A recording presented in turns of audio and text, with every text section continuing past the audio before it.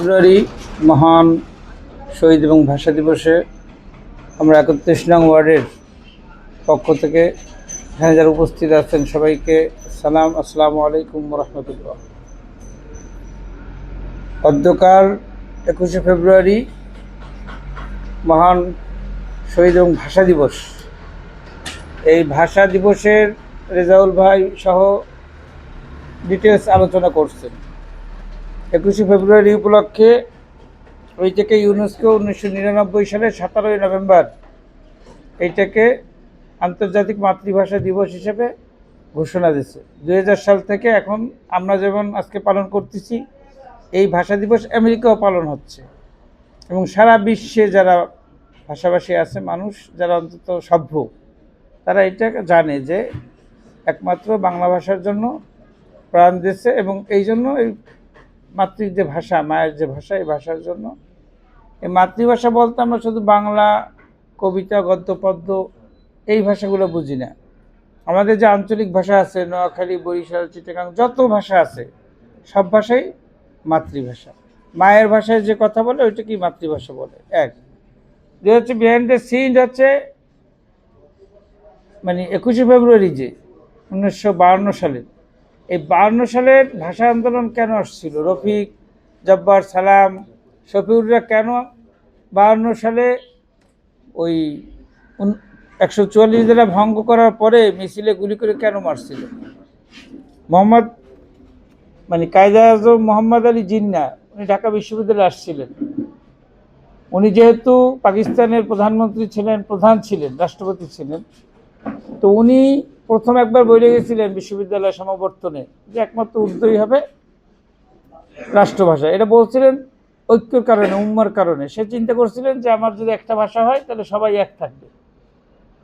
কিন্তু তাকে কেউ বলছিল না যে এখানে ৫৬% বাংলা ভাষাভাষী আছে আর আপনার হচ্ছে ৪৬% উর্দু বা অন্যান্য ভাষা আছে। এটা তাকে কেউ বুঝেইছিল না। তারপর আবারও আসলেন, আবারও সে বললেন, তখনও অনেক লিডার সামনে বসা ছিলেন, কিন্তু প্রতিবাদ কেউ করলেন না। এটা তার দোষ ছিল না, দোষ ছিল আমাদের হীনমন্যতা, আমাদের রাজনৈতিক দূরদর্শিতার অভাব। এটা কেউ স্বীকার করে না। এটা হচ্ছে বিহাইন্ড দ্য সিন, ইতিহাসের। কায়েদে আজম মোহাম্মদ আলী জিন্নাহ অবিবেচক ছিলেন না। তিনি ৪৭ সালে ব্রিটিশ থেকে, ভারত থেকে, সবাই থেকে মুসলমানদেরকে আলাদা করছিলেন। উনি অনেক দূরদর্শী চিন্তা করছিলেন এবং তৎকালীন যারা ছিল কায়েদে আজম মোহাম্মদ আলী জিন্নাহর সাথে যারা ছিল, শেরে বাংলা ফজলুল হক সহ যারা নেতৃবৃন্দ ছিল, তারা মুসলমানদের একটা স্বাতন্ত্র রাষ্ট্র, স্বাতন্ত্র জাতিসত্তা চিন্তা করে কিন্তু আলাদা করছিলেন। কিন্তু এই ভাষা আন্দোলনটাকে যারা কায়েদে আজম মোহাম্মদ আলী জিন্নাহর সাথে সঠিকভাবে ফুটিয়ে তুলতে পারে না, বলতে পারে না, তাদের দাবি সুন্দরভাবে বলতে পারে না, সেই সব নেতৃবৃন্দের যে অদক্ষতা, অযোগ্যতার কারণে এই আমার ভাইরা শহীদ হয়েছিল। এটা হচ্ছে বাস্তবতা।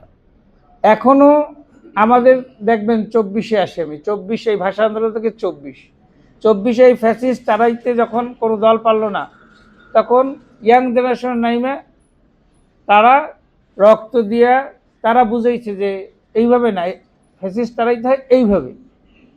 কিন্তু ফ্যাসিস্ট তাড়ানো উচিত ছিল না।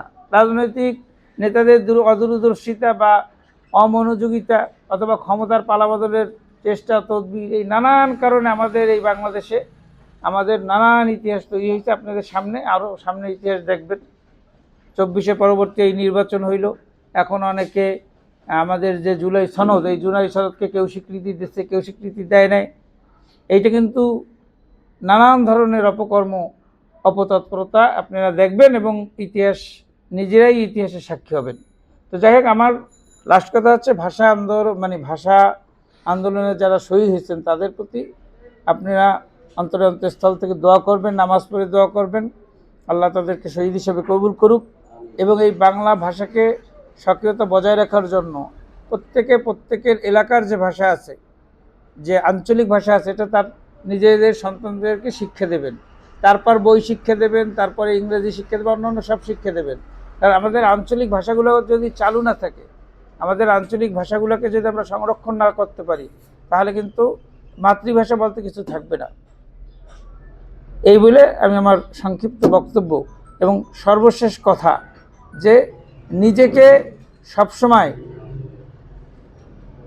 মানে গোলামি থেকে মুক্ত রাখবেন। যেখানে যেটাই আপনার কাছে মনে হবে যে এটা সঠিক না, সেখানে প্রতিবাদ করবেন। এটি হচ্ছে ভাষা আন্দোলনের শিক্ষা, এবং এর মাধ্যমেই আমাদের বাংলাদেশ একদিন বিশ্বের মানচিত্রে মাথা উঁচু করে বাঁচবে। আসসালামু আলাইকুম রহমতুল্লাহ।